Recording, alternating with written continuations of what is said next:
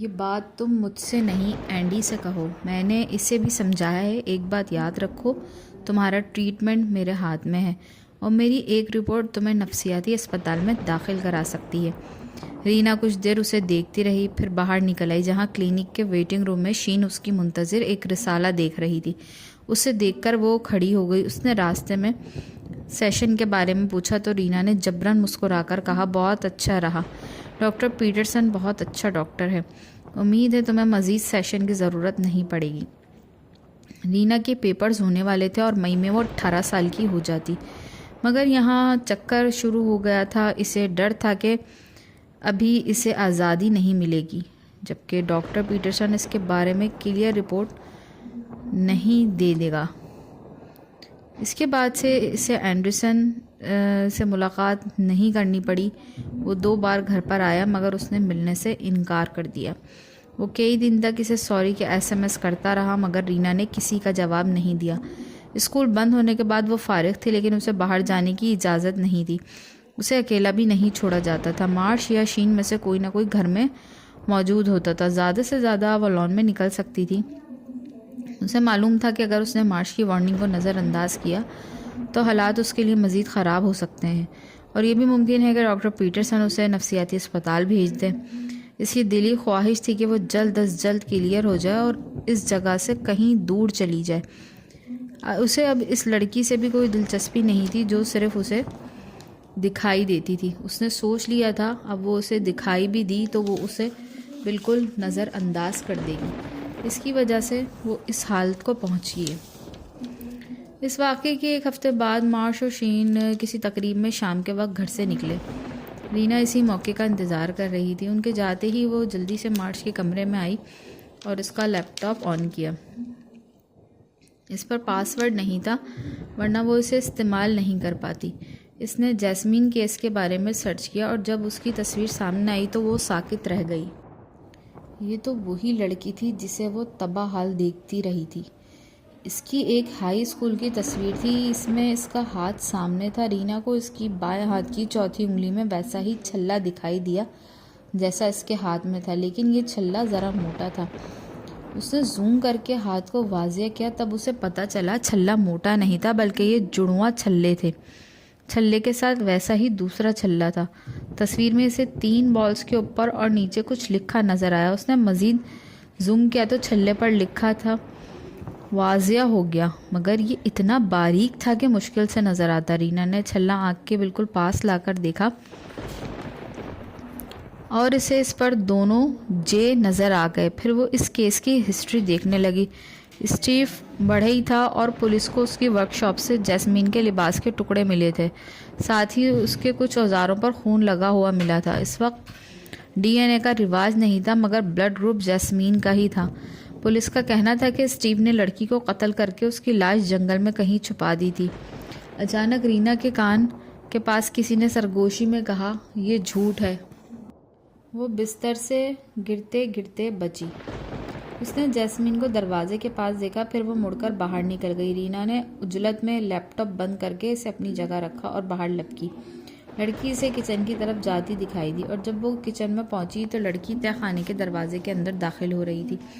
रीना इसके पीछे सीढ़ियों तक आई। लड़की तहखाने के दरमियान में खड़ी थी। उसने एक हाथ उठाकर मार्च के काम की जगह की तरफ इशारा किया और यूं गायब हो गई जैसे ज़मीन में जज्ब हो गई हो। रीना दम बखुद सी खड़ी थी। फिर वो मार्च के काम वाली जगह आई। यहाँ एक बड़ी सी ड्राइंग मेज़ थी। मार्च के काम के औजार और सामान रखा था। मार्च जो है वो सिविल ड्राफ्ट्स मैन भी था और वो ये काम यहाँ करता था। रीना कुछ देर चीज़ों को देखती रही, मगर इसकी समझ में कुछ नहीं आया। वो औजार उठाकर देख रही थी। अचानक उसके मोबाइल ने बेल दी। वो तेज़ी से मुड़कर सीढ़ियों पर आई और साथ ही मोबाइल निकाल लिया। एंडरसन कॉल कर रहा था। उसने सोचा और कॉल रिसीव कर ली। हेलो, क्यों कॉल की है? रीना, मैं तुमसे सॉरी करना चाहता हूँ। उसकी ज़रूरत नहीं है, वो मेरी बेवकूफ़ी थी जो मैंने तुम पर एतबार किया। Reena, I am sorry, Anderson आजी से बोला तो रीना का दिल नरम पड़ने लगा। फिर उसे ख्याल आया, तुम जानते हो मेरे हाथ में जो छल्ला है और जो मुझे नदी के किनारे से मिला था वो जैस्मीन का है। तुम इंटरनेट पर उसकी तस्वीर निकाल कर चेक कर सकते हो। एक तस्वीर में ये छल्ला बिल्कुल नुमाया है। एंडरसन कुछ देर के लिए खामोश हुआ, फिर उसने कहा, रीना प्लीज़ तुम इस मौजू को छोड़ नहीं सकती, तुम सब जहन्नुम में जाओ। रीना को फिर गुस्सा आ गया, उसने कहते हुए कॉल काट दी और ऊपर आई। एंडरसन ने फिर कॉल की मगर उसने रिसीव नहीं की। 10 बज रहे थे। शीन और मार्श अभी तक नहीं आए थे। सोने से पहले नहाने के लिए वो बाथरूम में आई। उसने टब में पानी डाला और कपड़े उतारकर उसमें बैठ गई। वो जैस्मीन के बारे में सोच रही थी, वो इसे ही क्यों दिखाई दे रही थी और आखिर उससे क्या चाहती थी। इसे मुख्तलिफ जगहों पर ले जाना, इशारे करना, वो सोचते हुए अपनी उंगली का छल्ला घुमा रही थी। फिर वो सांस रोककर पानी के अंदर सुर ले गई और इसी तरह लेटी रही। फिर उसने उठने की कोशिश की तो उसे लगा जैसे किसी ने उसका सर थाम लिया। उसने तड़पकर उठना चाहा मगर उससे उठा नहीं गया। उसके मुंह से हवा निकल रही थी, उसका दम घुट रहा था। फिर अचानक बोझ हट सा गया और वो उठ बैठी। वो दीवाना वार सांस ले रही थी। इसी लम्हे उसे एहसास हुआ कि कोई बाथरूम का दरवाज़ा बजा रहा है। बाहर से शीन की आवाज़ आई, रीना तुम ठीक हो? प्लीज़ जवाब दो। मैं ठीक हूँ, उसने सांस लेते हुए कहा। कुछ देर बाद वो बाहर आई तो शीन सामने खड़ी थी।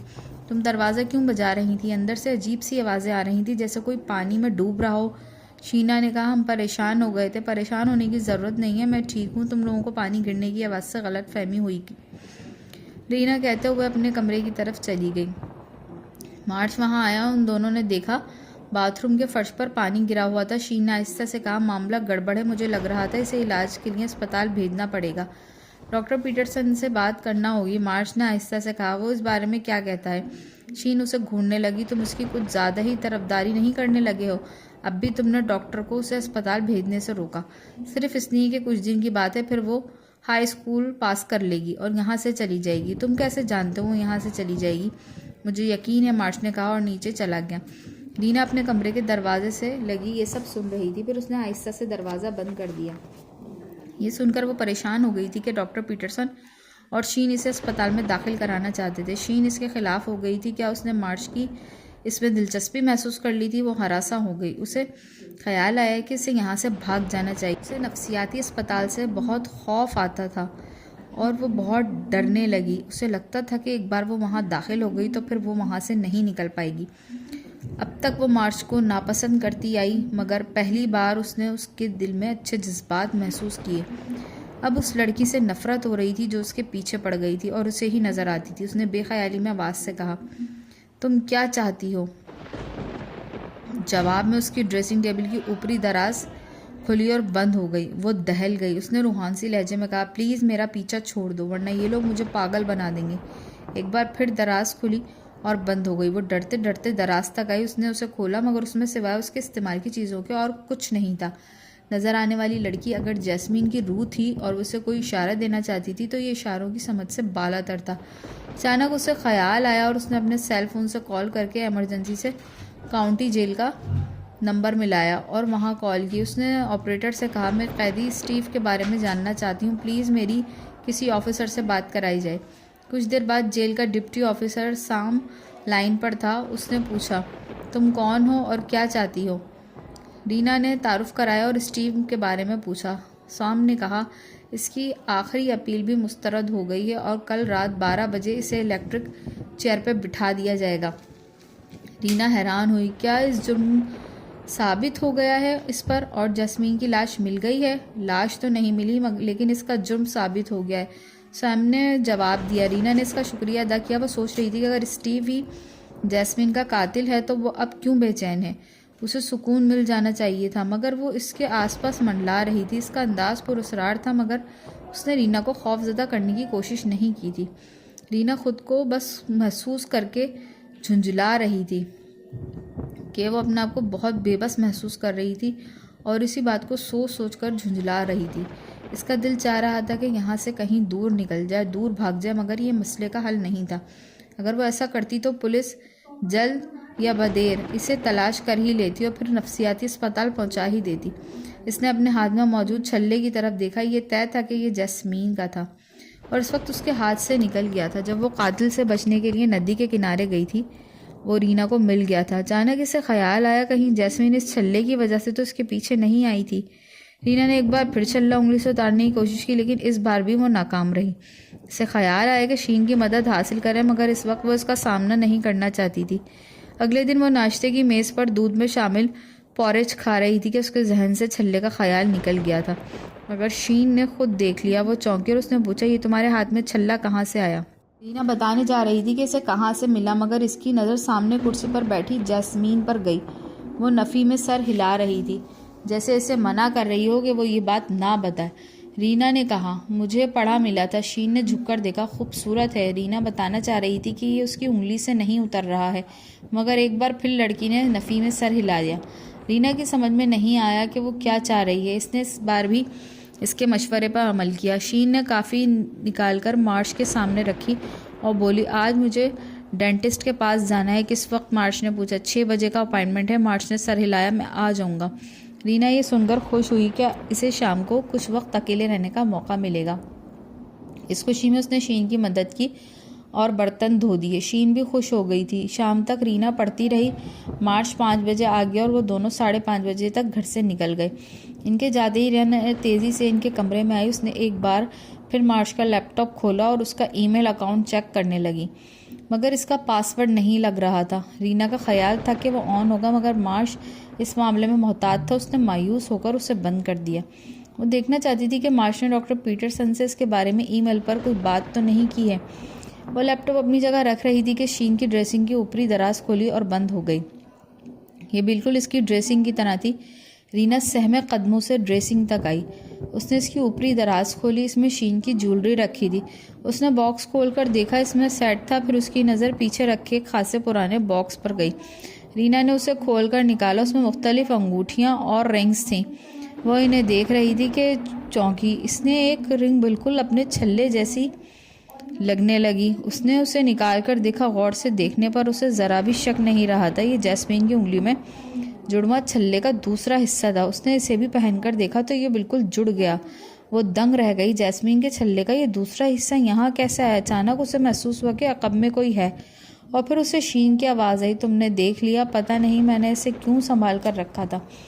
रीना ने मुड़ना चाहा था, कोई चीज़ इसके सर से लगी, फिर इसे होश ही नहीं रहा। जब उसे होश आया तो वो तय खाने में एक दीवार से लगी। इस तरह बैठी थी कि उसने दोनों हाथ पुश्त पर बारीक डोरी से बंधे थे और यही डोरी दीवार में किसी चीज़ से बंधी थी। वो इस जगह से उड़ भी नहीं सकती थी। उसके मुंह पर कपड़े की पट्टी कसकर बंधी थी। शीन इसके सामने टहल रही थी और मार्श एक तरफ कुर्सी पर बैठा हुआ था। अचानक शीन ने मार्श की तरफ देखा। ये तुम्हारा ख्याल था? मैंने सोचा नहीं था कि ये लड़की इतनी तेज़ निकलेगी। मार्श बोला। मुझे तो इस पर तरस आ गया था। शीन इसे देखती रही। फिर उसने कहा, अब इसे भी इनके दोनों के पास ही पहुंचाना होगा। मार्श हिचकिचाए। मेरा ख्याल है ये गैर ज़रूरी होगा। शीन ने इसे घूरा। तुम्हारा दिमाग दुरुस्त है। ये देख चुकी है कि रिंग का दूसरा हिस्सा मेरे पास है। इसे क्या पता? इसे सब पता है। शीन ने शौहर की बात काटी। आम हालात में नरम मिजाज और ताबेदार बीवी बनकर रहने वाली शीन इस वक्त नहायत हाकिमाना अंदाज में बात कर रही थी। इसका अंदाज बता रहा था कि ये सब कुछ समझ गई है। यकीनन इसने जैस्मीन की गुमशुदगी के बारे में इंटरनेट पर देखा। इस पर इस रंग की तस्वीरें भी हैं। पता नहीं तुमने इसे क्यों संभाल कर रखा था। मेरा ख्याल था कोई इसे नहीं देख सकेगा। इसी ने देख लिया।